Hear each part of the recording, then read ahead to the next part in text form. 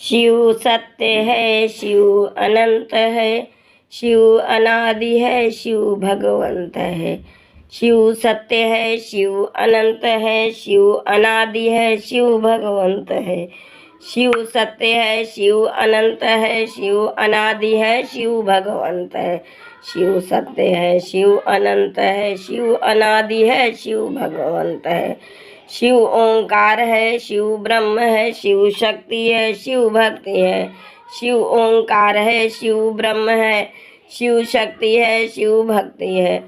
शिव ओंकार है, शिव ब्रह्म है, शिव शक्ति है, शिव भक्ति है। शिव ओंकार है, शिव ब्रह्म है, शिव शक्ति है, शिव भक्ति है। शिव ओंकार है, शिव ब्रह्म है, शिव शक्ति है, शिव भक्ति है। शिव ओंकार है, शिव शक्ति है, शिव भक्ति है। इसके बाद ब्रह्म मुहूर्त में उठते हैं। आज है माघ पूर्णिमा।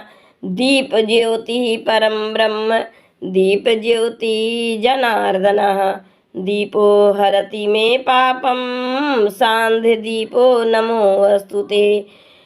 शुभं करोति कल्याणम्, आरोग्यं सुख संपदां, शत्रुबुद्धि विनाशं च दीप ज्योति नमोऽस्तुते। शुभं करोति कल्याणम्, आरोग्यं सुख संपदां, शत्रुबुद्धि विनाशाय दीप ज्योति नमोऽस्तुते। शुभं करोति कल्याणम्, दीप ज्योति नमोऽस्तुते।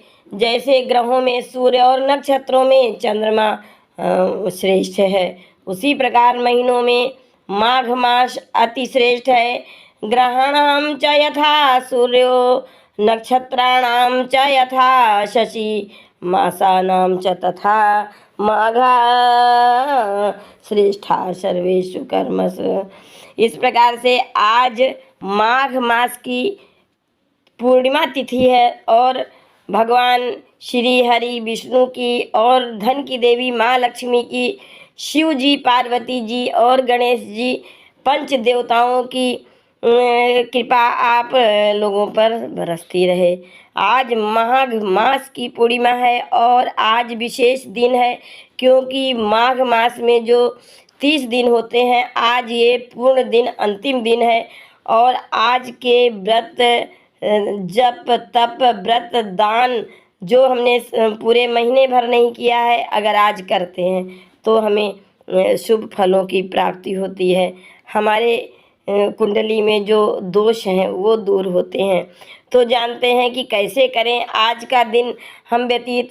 तो सबसे पहले प्रातःकाल ब्रह्म मुहूर्त में जागने के बाद इस मास में दान पुण्य, दुर्बलों और रोगियों की सेवा करने से करोड़ों गुना शुभ फल प्राप्त होता है।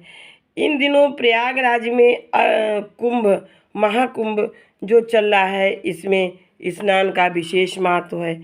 तो ये पूर्णिमा तिथि को हम 5 पौधों को जल से सिंचन करें।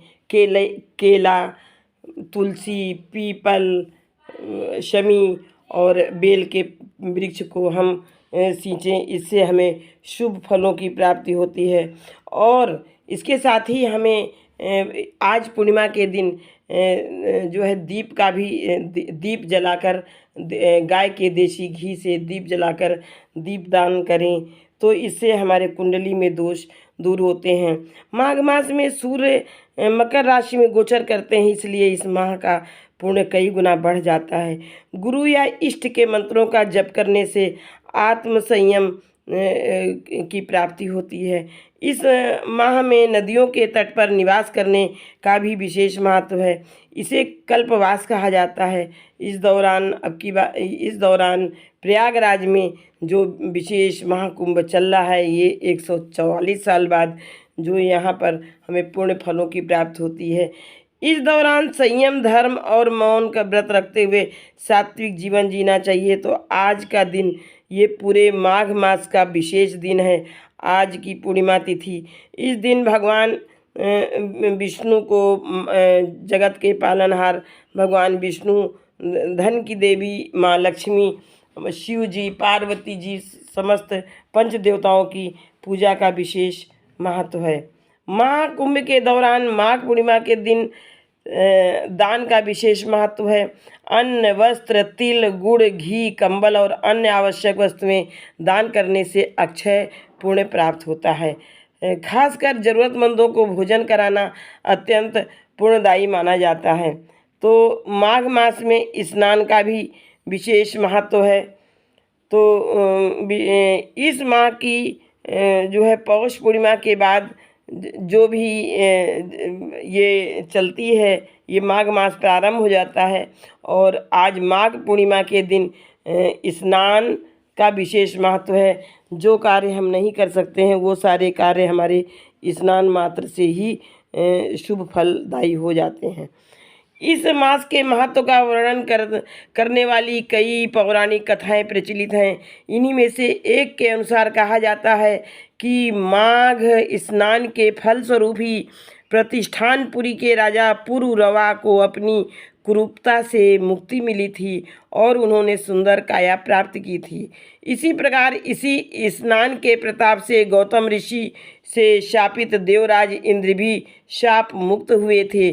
शास्त्रानुसार भारतीय संवत्सर का 11वां चंद्रमास और 10वां सौर मास माघ कहलाता है। इस महीने में मघा नक्षत्र युक्त पूर्णिमा होने से इसका नाम माघ पड़ा है। ये अवधि इस वर्ष जो है बहुत ही विशेष महत्वपूर्ण है। तो अब इसका धार्मिक महत्व भी बहुत अधिक है। माघ पूर्णिमा को माघी पूर्णिमा के नाम से जानते हैं। धार्मिक दृष्टि से इस मास का बहुत अधिक महत्व है। इस मास में शीतल जल के भीतर डुबकी लगाने वाले मनुष्य पाप मुक्त होकर स्वर्ग लोक में जाते हैं। इस मास में पूर्णिमा को जो व्यक्ति ब्रह्म वैवर्त पुराण का दान करता है उसे ब्रह्मलोक की प्राप्ति होती है। पुराणम वैवर्त्यम यो ददात माघ मासी वा पौर्णमास्याम शुभ दिने ब्रह्मलोके महीते। अब माघ स्नान की अपूर्व महिमा है। इस मास की प्रत्येक तिथि पर्व है। अगर आप पूरे मास का स्नान नियम ले सकें तो शास्त्रों में यह भी व्यवस्था है कि 3 दिन अथवा 1 दिन अवश्य माघ स्नान व्रत का पालन करें अगर हम पूरे महीने नहीं कर पाते हैं। इस माह में स्नान की शेष तिथियां इस प्रकार हैं कि इन दिनों में हमें विशेष फलों की प्राप्ति होती है। इस महीने में 5 माघ मास में शाही स्नान है। इस तरह से ये माघ पूर्णिमा बहुत ही विशेष फलदायी है। इसमें भगवान जगत के पालनहार भगवान विष्णु, धन की देवी माँ लक्ष्मी की हम जो है कृपा प्राप्त करते हैं। तो इसी के अनुसार अब हम इस मास में पूर्णमासी की कथा को पढ़ते हैं। द्वापर युग में एक समय की बात है कि यशोदा जी ने श्री कृष्ण से कहा कि हे कृष्ण, तुम सारे संसार के उत्पन्न करता, पोषक तथा उसके संहार करता हो। आज कोई ऐसा व्रत मुझसे कहो जिसके करने से मृत्युलोक में स्त्रियों को विधवा होने का भय न रहे तथा वह व्रत सभी मनुष्यों की मनोकामनाएं पूर्ण करने वाला व्रत हो। श्री कृष्ण कहते हैं, हे माता, तुमने अति सुंदर प्रश्न किया है। मैं तुमसे ऐसे ही व्रत को सविस्तार कहता हूँ। सौभाग्य की प्राप्ति के लिए स्त्रियों को 32 अर्थात 32 पूर्णिमाओं का व्रत करना चाहिए। इस व्रत के करने से स्त्रियों को सौभाग्य संपत्ति मिलती है। यह व्रत अचल सौभाग्य देने वाला एवं भगवान शंकर के प्रति मनुष्य मात्र की भक्ति को बढ़ाने वाला है। यशोदा जी कहने लगी कि हे कृष्ण, सर्वप्रथम इस व्रत को मृत्यु लोक में किसने किया था, इसके विषय में विस्तार पूर्वक मुझसे कहिए। श्री कृष्ण जी कहने लगे कि इस भूमंडल पर एक अत्यंत प्रसिद्ध राजा चंद्रहास से पालित अनेक प्रकार के रत्नों से परिपूर्ण कातिका नाम की एक नगरी थी। वहाँ पर धनेश्वर नाम का एक ब्राह्मण था और उसकी पत्नी अति सुशीला रूपवती नाम की थी। दोनों ही उस नगरी में बड़े प्रेम के साथ रहते थे। घर में धन दान आदि की कमी नहीं थी। उनको एक बड़ा दुख था कि उनके कोई संतान नहीं थी। इस दुख से वह अत्यंत दुखी रहते थे। एक समय एक बड़ा तपस्वी योगी उस नगरी में आ गया। वह योगी उस ब्राह्मण के घर को छोड़कर अन्य सब घरों से भिक्षा लाकर भोजन किया करता था। रूपवती से वह भिक्षा नहीं लिया करता था। उस योगी ने एक दिन रूपवती से भिक्षा न लेकर किसी अन्य घर से भिक्षा लेकर गंगा नदी के किनारे जाकर भिक्षान्न को प्रेम पूर्वक खा रहा था कि धनेश्वर ने योगी का यह सब कार्य किसी प्रकार से देख लिया। अपनी भिक्षा के अनादर से दुखी होकर धनेश्वर योगी से बोला कि हे महाभाग, आप सब घरों से भिक्षा लेते हैं परंतु मेरे घर की भिक्षा कभी नहीं लेते, इसका क्या कारण है? योगी कहने लगा कि निपुत्री के घर की भीख पतितों के अन्न के तुल्य होती है और जो पतितों का अन्न खाता है वह भी पतित हो जाता है। चूँकि तुम निपुत्र हो अतः पतित हो जाने के भय से मैं तुम्हारे घर की भिक्षा नहीं लेता हूँ। धनेश्वर की यह बात सुनकर अपने मन में बहुत दुखी हुआ और हाथ जोड़कर योगी के पैरों पर गिर पड़ा तथा अंतर आर्त भाव से कहने लगा, हे महाराज, यदि ऐसा है तो आप मुझे पुत्र प्राप्ति का उपाय बताएं। आप सर्वज्ञ हैं, मुझ पर अवश्य ही है, कृपा कीजिए। धन की मेरे घर में कोई कमी नहीं परंतु मैं पुत्र न होने के कारण अत्यंत दुखी हूँ। आप मेरे इस दुख का हरण करें, आप सामर्थ्यवान हैं। यह सुनकर योगी कहने लगा कि हे ब्राह्मण, तुम चंडी की आराधना करो। घर आकर उसने अपनी स्त्री से पत्नी से सब वृत्तांत कहा और स्वयं तप के निमित्त वन में चला गया। वन में जाकर उसने धनेश्वर की इस बात को सुनकर योगी कहने लगा, हे ब्राह्मण, तुम चंडी की आराधना करो। घर जाकर उसने अपनी स्त्री से सब वृत्तांत कहा और तपस्या के लिए वन में चला गया। वन में जाकर उसने चंडी की उपासना की और उपवास किया। चंडी ने 16वें दिन उनको स्वप्न में दर्शन दिया और कहा, हे धनेश्वर, जाओ, तुम्हारे पुत्र होगा परंतु वह 16 वर्ष की आयु में ही मृत्यु को प्राप्त हो जाएगा। यदि तुम दोनों स्त्री पुरुष 32 पूर्णमासियों का व्रत विधि पूर्वक करोगे तो वह दीर्घायु हो जाएगा। जितनी तुम्हारी सामर्थ्य हो आटे के दिए बनाकर शिव जी का पूजन करना, परंतु पूर्णमासी को 32 हो जाने चाहिए। प्रातःकाल होने पर इस स्थान के समीप ही तुम्हें एक आम का वृक्ष दिखाई देगा। उस पर तुम चढ़कर एक फल तोड़कर शीघ्र अपने घर चले जाना। अपनी पत्नी को से सब वृत्तांत कहना। ऋतु स्नान के पश्चात वह स्वच्छ होकर श्री शिव जी का ध्यान करके उस फल को खा लेगी या प्राप्त कर लेगी तो तब भगवान शिव की कृपा से उसको गर्भ हो जाएगा। जब वह ब्राह्मण प्रातःकाल उठा तो उसने उस स्थान के पास ही एक आम का वृक्ष देखा जिस पर एक अत्यंत सुंदर आम का फल लगा हुआ था। उस ब्राह्मण ने उस आम के वृक्ष पर चढ़कर उस फल को तोड़ने का प्रयत्न किया परंतु वृक्ष पर कई बार प्रयत्न करने पर भी वह न चढ़ पाया। तब तो उस ब्राह्मण को बहुत चिंता हुई और विघ्न विनाशक श्री गणेश जी की वंदना करने लगा। हे दयानिधे, हे दया सिंधु, अपने भक्तों के विघ्नों का नाश करके उनके मंगल कार्य को करने वाले, दुष्टों का नाश करने वाले, रिद्धि सिद्धि के देने वाले, आप मुझको कृपा करके इतना बल देवें कि मैं अपने मनोरथ को पूर्ण कर सकूं। इस प्रकार गणेश जी की प्रार्थना करने पर उनकी कृपा से धनेश्वर वृक्ष पर चढ़ गया और उसने एक अति सुंदर आम का फल देखा। उसने सोचा कि जो वरदान से फल मिला था वह यही है और कोई फल दिखाई नहीं देता। उस धनेश्वर ब्राह्मण ने जल्दी से उस फल को तोड़कर अपनी स्त्री को लाकर दिया और उसकी स्त्री ने अपने पति के कथनानुसार उस फल को खा लिया और वह गर्भवती हो गई। देवी चंडी की कृपा से उसके एक अत्यंत सुंदर पुत्र उत्पन्न हुआ जिसका नाम उन्होंने देवीदास रखा।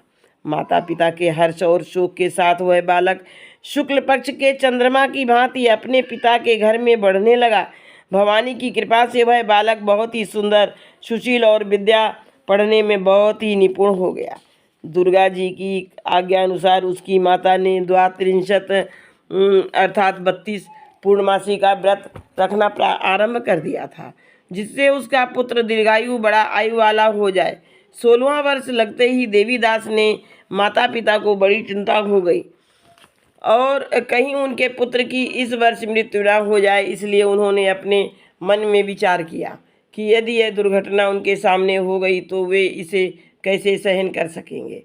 अस्तु उन्होंने देवीदास के मामा को बुलाया और कहा कि हमारी इच्छा है कि देवीदास 1 वर्ष तक काशी में जाकर विद्या अध्ययन करे और उसको अकेला भी नहीं छोड़ना चाहिए, इसलिए साथ में तुम जाओ और 1 वर्ष के पश्चात इसको वापस लौटा कर ले आना। सब प्रबंध करके उसके माता पिता ने काशी जाने के लिए देवीदास को एक घोड़े पर बैठाकर उसके मामा को उसके साथ कर दिया, किंतु यह बात उसके मामा या किसी और से नहीं कहा। धनेश्वर ने सपत्नीक अपने पुत्र की मंगल कामना तथा दीर्घायु के लिए भगवती दुर्गा की आराधना और पूर्णमासियों का व्रत करना आरंभ कर दिया। इस प्रकार बराबर 32 पूर्णमासी का व्रत पूरा किया। कुछ समय पश्चात एक दिन वह दोनों मामा और भांजा मार्ग में रात्रि बिताने के लिए किसी ग्राम में ठहरे हुए थे। उस दिन उस गांव में एक ब्राह्मण की अत्यंत सुंदरी, सुशीला, विदुषी और गुणवती कन्या का विवाह होने वाला था।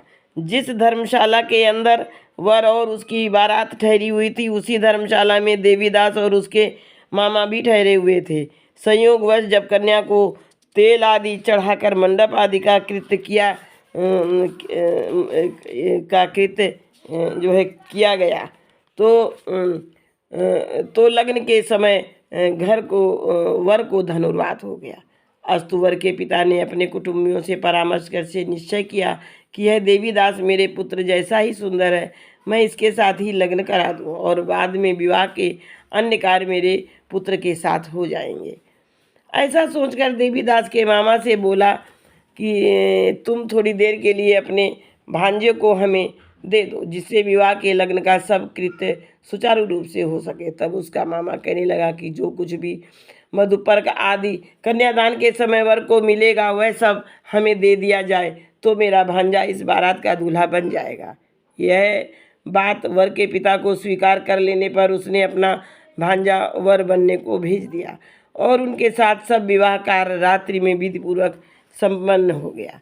पत्नी के साथ वह भोजन न कर सका और अपने मन में सोचने लगा कि न जाने यह किसकी पत्नी होगी। वह एकांत में इसी सोच में गर्म निश्वास छोड़ने लगा तथा उसकी आंखों में आंसू भी आ गए। तब वधू ने पूछा कि क्या बात है, आप इतने उदासीन व दुखी क्यों हो रहे हैं। तब उसने सब बातें जो वर के पिता व उसके मामा के बीच में हुई थी उसको बतला दी। तब कन्या कहने लगी कि यह ब्रह्म विवाह के विपरीत कैसे हो सकता है। देव, ब्राह्मण और अग्नि के सामने मैंने आपको ही अपना पति बनाया है, इसलिए आप ही मेरे पति हैं। मैं आपकी ही पत्नी रहूंगी, किसी अन्य की कदापि नहीं।